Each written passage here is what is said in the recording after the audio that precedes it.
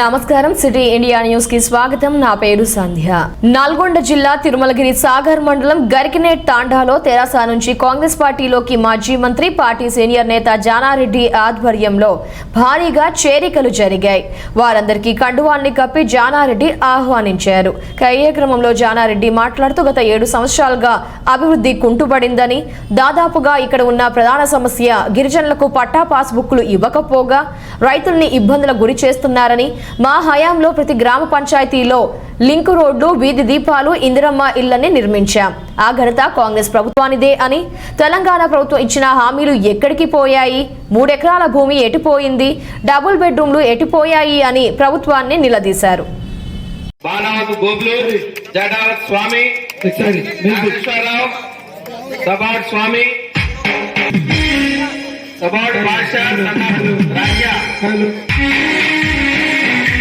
బాలకృష్ణ మాంగ్య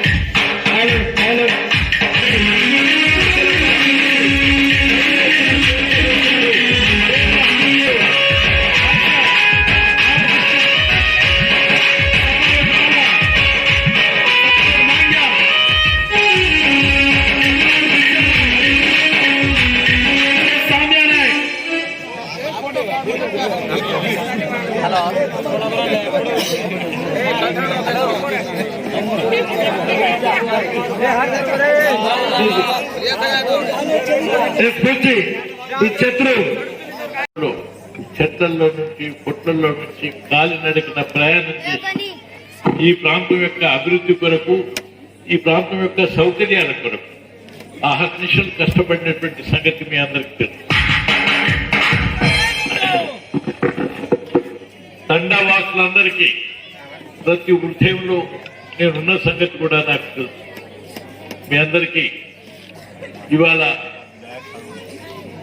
మీకున్నటువంటి వెలుగులు, ఎలక్ట్రిసిటీ కానీ, ఈ డాంబర్ రోడ్లు కానీ, ఈ చుట్టూ కూడా కరెంటు మూలాన మీరు బావులు దోవుకోవటం కానీ, లిఫ్ట్ ఇరిగేషన్ ద్వారా ఇవాళ అనేక పొలాలు సాగు చేసుకోవటం కానీ, ఆ తర్వాత రాను రాను 25 సంవత్సరాల క్రితం అడవిలాగా ఉన్న ఈ ప్రాంతం ఇవాళ సాగునీరుతో కలకల్లాడుతున్నటువంటి సంగతి మీరు గుర్తు చేసుకుంటారు. ఇదే గ్రామంలో బడి కానీ, బాటలు కానీ, ఎలక్ట్రిసిటీ కానీ, ఇళ్లు కానీ, ఇవాళ మీరున్నటువంటి ప్రతి ఇళ్లు కూడా జానారెడ్డి గారి నాయకత్వంలో సమకూర్చుకున్నట్టు. అంతేకాదు తండా యావత్తు ఇందాక రంగశాయి రెడ్డి గారు చెప్పినట్టుగా బోడియా నాయకత్వంలో ఇంటికొక పెద్ద మీరందరూ సమావేశమై తండా కూడా ఐక్యంగా కలిసి కట్టుగా మొత్తం ఈ చుట్టుపక్కల తండాలు కూడా ప్రచారం చేసి నా గెలుపుకు చాలా కృషి చేసినటువంటి వారు మీరు. అంతేకాదు ఆ విధంగా 30-40 సంవత్సరాలుగా తండా ఏకంగా ఐక్యంగా నా ఎంత నడుంగట్టి నడిచినారు. అదే పద్ధతుల్లో మీ సమస్యల్ని పరిష్కరించడానికి, మీకున్నటువంటి యొక్క అభివృద్ధి విషయంలో ఏమాత్రం మీరు చెప్పినా చెప్పకపోయినా ప్రతిదీ మీకు అందజేసే దాంట్లో మేము నిమగ్నమైనాం. కానీ ఈ మధ్య కాలంలో అనేక మంది అనేక రకాలుగా ప్రయోజనాల కొరకు, లేక పదవుల కొరకు, లేక ఊర్లను చీలదీసి, ప్రజల్ని చీలదీసి అనేక రకాలుగా మిమ్మల్ని ఇబ్బంది పెడుతున్న సంగతి మీకు తెలుసు. అంతేకాదు అనేక వాగ్దానాలు చేసినారు. కేపీహెచ్బీ పోలీస్ స్టేషన్ పరిధిలోని ఎస్ఎస్ కాలనీలో దారుణం జరిగింది. భర్త శ్రవంతిని హత్య చేసి మూటను కట్టి తాము ఉంటున్న భవనం పక్కన గల ప్రదేశంలో మూటను వదిలి పరారైన భర్త. 2 రోజుల క్రితం తలపై కొట్టి చున్నీతో ఉరి బిగించి హత్యకు పాల్పడ్డ భర్త. గత అర్ధరాత్రి పోలీసులకు సమాచారం రావడంతో మృతదేహాన్ని పోస్టుమార్టం నిమిత్తం తరలించి కేసు నమోదు చేసి దర్యాప్తును చేపట్టిన పోలీసులు. ఆలస్యంగా వెలుగులోకి వచ్చిన సంఘటన. మన కేపీహెచ్బీ పరిధిలోని ఎస్ఎస్ కాలనీ నందు ఒక రంగస్వామి అనే అతని ఇంట్లో ఒక శేఖర్ అనే వ్యక్తి కిరాయికి వచ్చిండు. దాదాపు 1 మంత్ క్రితము 9,000 కిరాయికి మాట్లాడడం, ఇద్దరం భార్యాభర్తలు ఉంటాము, నేను మందుల వ్యాపారం చేస్తానని చెప్పి ఆ ఇంట్లో కిరాయి దిగిండు. ఆ తర్వాత నిన్న సాయంత్రము మన ఈ రంగస్వామి వల్ల ఆ ఇంట్లో పనిచేసే పని మనిషి ఫోన్ చేసి ఇట్లా మన గోడ పక్కన కాంపౌండ్ వాళ్ళకు మరి ఇంటి గోడ మధ్యలో ఒకటి దుప్పట్లో చుట్టిన శివం ఉందని చెప్పగానే ఆయన చూసి మనకు ఫిర్యాదు చేయడం జరిగింది. దానిపై కేసు నమోదు చేసి పోయి చూడగా అందులో ఒక మహిళా శివం ఉంది. ఆ మహిళ దాదాపు ఈ శేఖర్ వారికి కిరాయి మాట్లాడకుండా ఒక శేఖర్ అలియాస్ వెంకటేశ్వర్లు ఆయన భార్యని గుర్తించింది. ఆయన కంప్లైంట్ ఆమె తలపైన మరియు అదేవిధంగా తలపైన గాయాలున్నాయి. మెడకు కూడా చున్ని బిగించబడి ఉన్నది. ఆమెను అంటే ముసలి అక్కడ చంపి అక్కడ తీసుకొచ్చి ఆ గోడ పక్కన పడుకోబెట్టినట్టు మనకు తెలుస్తుంది. సంగారెడ్డి జిల్లా చౌటకూరు మండల కేంద్రంలో ఇరు వర్గాల మధ్య ఘర్షణ స్థానికంగా కలకలం రేపింది. భూ వివాదంలో గ్రామానికి చెందిన బేగరి దేవయ్య సంగారెడ్డి జిల్లా ఎస్సీ కార్పొరేషన్ అధికారిగా విధులు నిర్వహిస్తున్నాడు.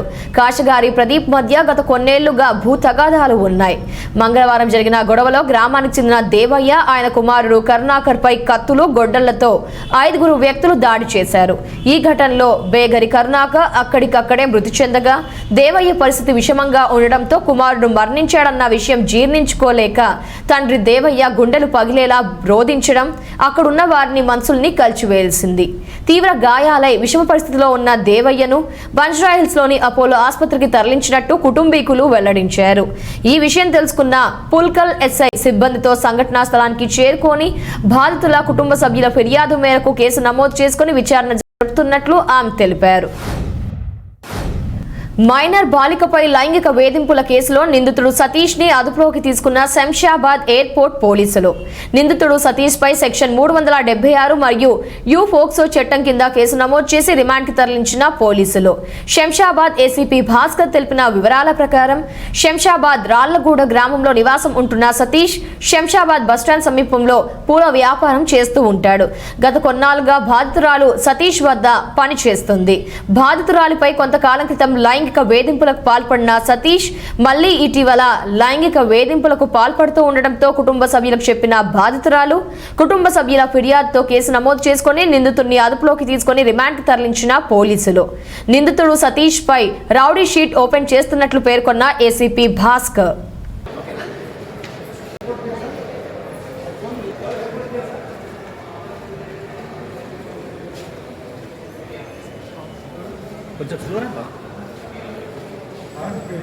వీడియో తీసుకున్నాను స్కోర్ అప్లోడ్ చేసి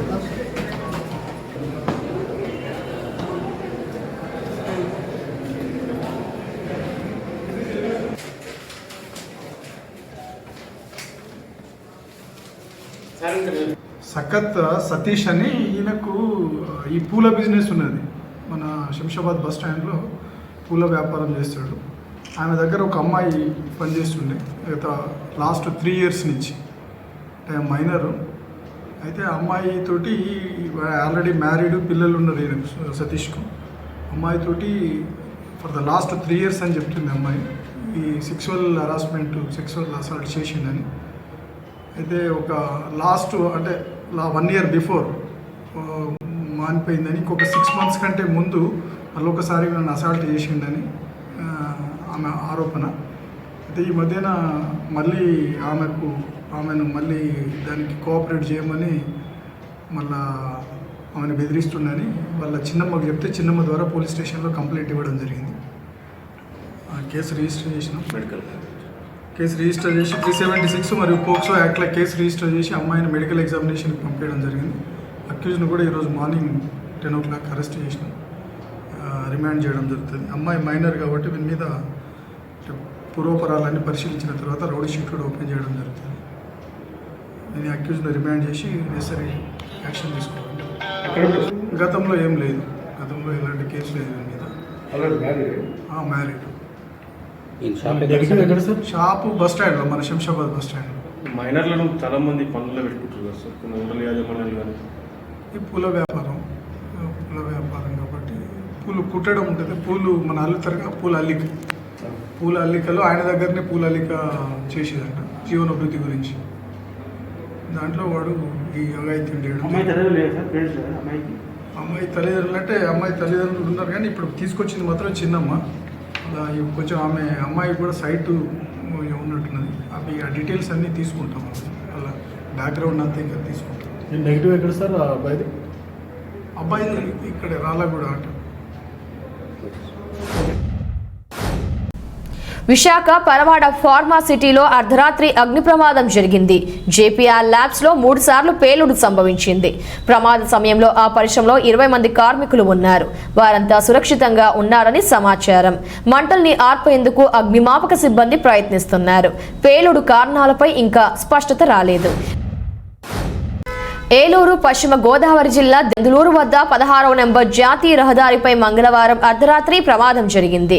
బస్సును బొలెరో వాహనం ఢీకొట్టింది. ఈ ఘటనలో బొలెరో వాహనంలోని 3 యువకులు ఘటనా స్థలంలోనే మృతి చెందారు. మృతులు భీమడోలు మండలం గుండుగొలను గ్రామానికి చెందిన పస్స రామకృష్ణ, వెలివెల గాంధీ, బలిన నరేంద్రగా పోలీసులు గుర్తించారు. వీరు ఏలూరు వైపు నుంచి తమ గ్రామానికి వెళ్తూ ఉండగా ఈ ప్రమాదం జరిగింది. యువకులు ప్రయాణిస్తున్న బొలెరో వాహనం అదుపు తప్పి డివైడర్ దాటి రాజమహేంద్రవరం నుంచి హైదరాబాద్ వెళ్తున్న ఇంద్రా బస్సును ఢీకొంది. పోలీసులు సంఘటనా స్థలానికి చేరుకొని మృతదేహాల్ని వాహనం నుంచి బయటకు తీశారు. మృతదేహాల్ని ఏలూరు ప్రభుత్వ ఆసుపత్రికి తరలించారు. దెందులూరు పోలీసులు కేసు నమోదు చేసి దర్యాప్తును చేస్తున్నారు.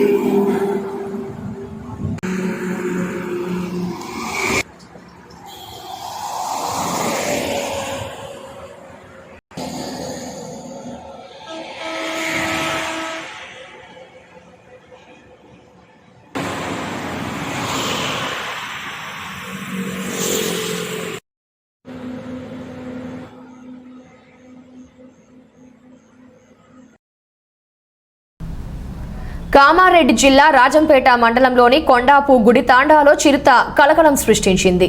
మంగళవారం తాండా సర్పంచ్ దేవిదాస్ ఆవుపై దాడి చేసి చంపింది.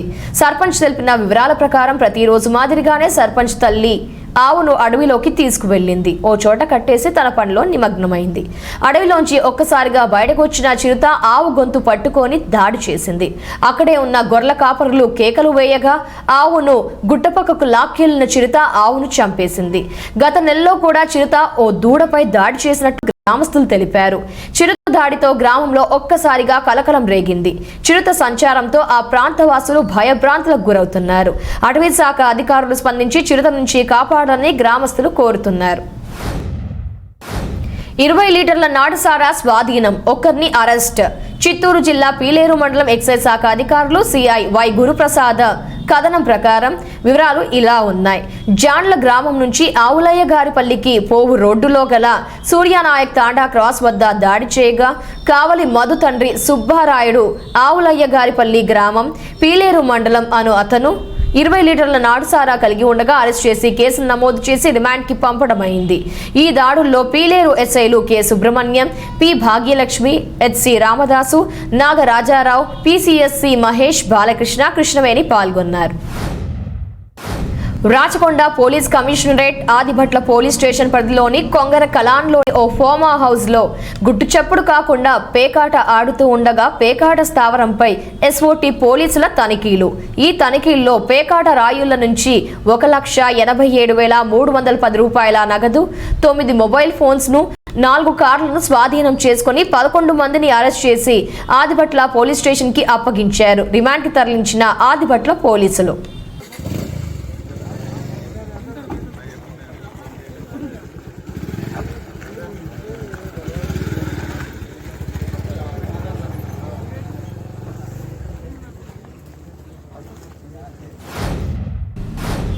వనస్థలీపురం రైతు బజార్ వద్ద ట్రాఫిక్ పోలీసులు ప్రత్యేక డ్రైవ్. 2వ రోజు కొనసాగుతున్న రోడ్డు పక్కన ఉన్న పూల పండ్ల బండ్ల ఆక్రమణల తొలగింపు ప్రక్రియ. ఆక్రమణలకు పాల్పడితే కఠిన చర్యలు తీసుకుంటామని వనస్థలీపురం ట్రాఫిక్ ఇన్స్పెక్టర్ శేఖర్ రెడ్డి స్పష్టీకరణ.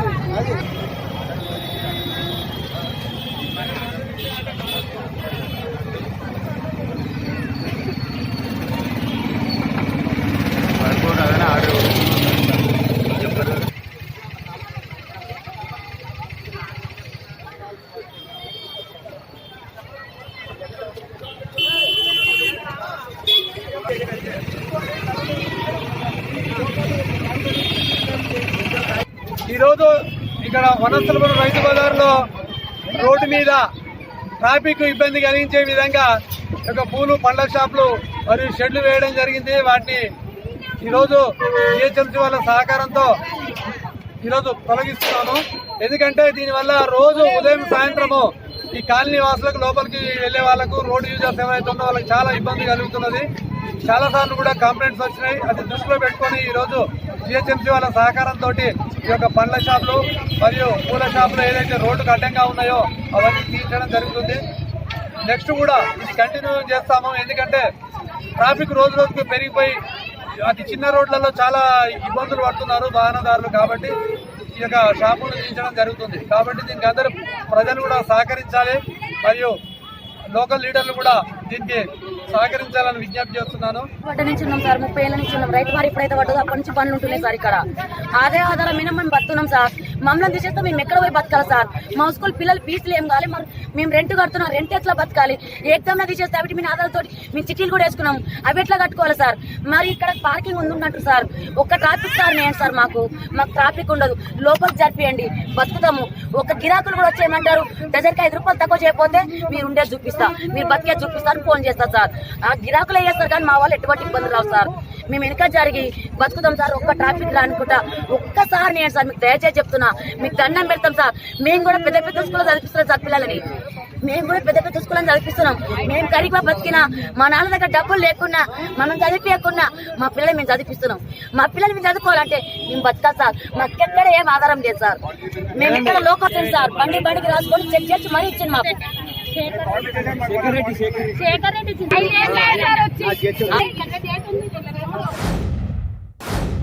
ఇంతటితో సిటీ ఇండియా న్యూస్ సమాప్తం. తిరిగి ప్రసారమయ్యే న్యూస్ లో మళ్ళీ కలుద్దాం. అంతవరకు సెలవు. నమస్కారం.